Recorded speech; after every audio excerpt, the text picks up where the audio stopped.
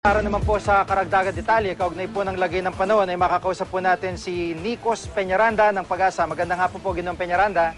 Magandang hapon din po sa inyo, Mr. Gigi. Opo, at sa ngayon po ba itong pag-ulan na nararanasan natin, yun nga po, aabutin pa ba ng hanggang Biyernes o talagang Huwebes na lang po nakikita nyo? Well, oo, yung mga umiiral nga ngayon, ngayon kasi ay transition na, no, malapit na magpalit itong ating hangin, kaya meron tayong mga maliliit na low pressure systems at kung wala naman ito, magiging convergence o ITCZ, so maraming thunderstorms po na dala yun.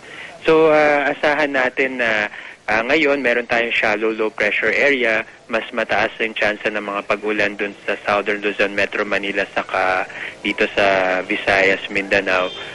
Yung kaakibat din yan, yung bandang pag magdidilim na, bandang hapon, thunderstorms, mararanasan pa rin natin. No? So mataas ang chance pa rin hanggang itong buong linggo sa nalalabing mga araw ng linggo. Pero mabuti po ngayon, kahit papano, walang bagyo kayong nakikita sa monitoring?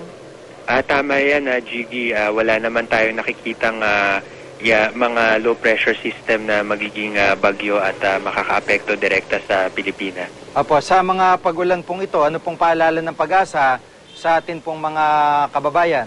Oo, so ngayon dahil nga tag-ulan pa rin, lagi tayong magdala ng mga panangga sa ulan at paghandaan na po ang lagi po nating asahan na may mga pag-ulan po itong sa araw-araw. Kaya ito pong mga thunderstorms na tinatawag ay ngayon po ay may kadalasan nga dahil malapit na magpalitan ng ating weather system, mag-aamihan na. So paghandaan din po natin ito at maging alerto po tayo sa itong mga biglang mga buhos ng ulan sa bandang hapon.